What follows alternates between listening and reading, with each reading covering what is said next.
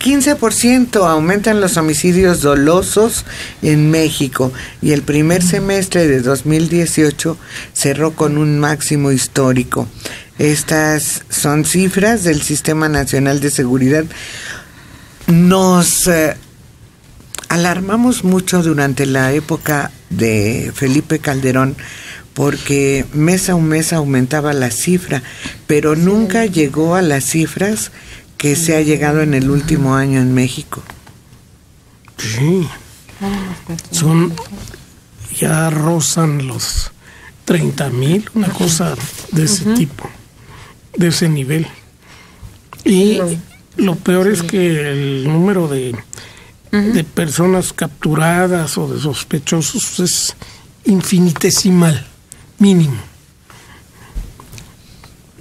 Sí, eso es lo que más nos preocupa, que no es detenido ninguno de los responsables. No hay consecuencias. No hay ninguna. Nunca. Y por más que se detengan rateros en el metro, los que causan homicidios son otros delincuentes. Sí. Y es donde no ha habido ninguna respuesta. Y una cosa que ha agravado más es que ha aumentado no solamente el número de homicidios, sino la hazaña que se da en cada uno de estos asesinatos. Creemos que ya llegamos a un punto de máximo asombro y de repente, con algún detalle, hacen todavía más sangrienta la acción del homicidio. Y otra parte, el número de víctimas colaterales. Como se dan estos encuentros muchas veces en lugares donde hay mucha gente, centros comerciales, o escuelas, taquerías, lugares en donde la gente va y viene normalmente, porque antes como que tenían ciertos sitios donde se atacaban, ahora no, ahora puede suceder en cualquier parte de la ciudad o de la población. Y es que tenemos uno de los índices de punidad más bajo del mundo, es decir, tenemos mucho menos posibilidad de que un crimen se castigue que en otras partes del mundo. Andamos por el 1%.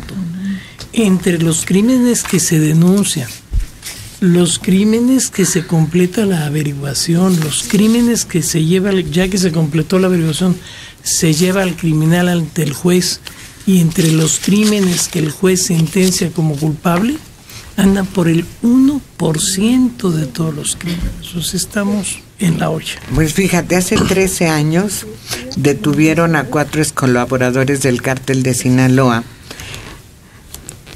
Hace 13 años. Y apenas fueron sentenciados a 57 años de cárcel.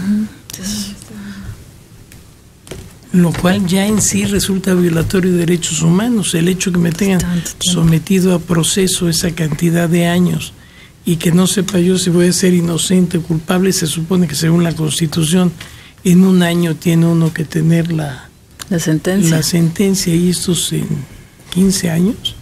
13. Ya hay 13 años, pues ahí le están ya violando sus derechos humanos, independientemente de que los hayan declarado culpables al final. Y ya la sentencia se convierte en ¿qué? En 42. Sí, porque el tiempo que duró el proceso se computa como parte de la pena que van a compurgar, que van a estar ahí en la cárcel. Entonces las cosas no funcionan así. Ahí es donde se debe poner mucha atención, tanto los gobiernos estatales como el federal, para que en verdad se aplique la ley, y se aplique la ley de manera oportuna. Y yo no veo en el horizonte un proyecto, un programa que trate de enfrentar este problema. Las propuestas que se han hecho de reuniones o pláticas para la pacificación del país, es una aberración, porque el país no está en guerra. El país sufre una superabundancia de criminales, asesinos que quedan libres. No es una guerra. Y ahora falta saber quiénes serán los que participen en esos foros, porque aquí se requiere de la participación de personas muy especializadas. Sí. Y a ver cuál de los capos va ahí a...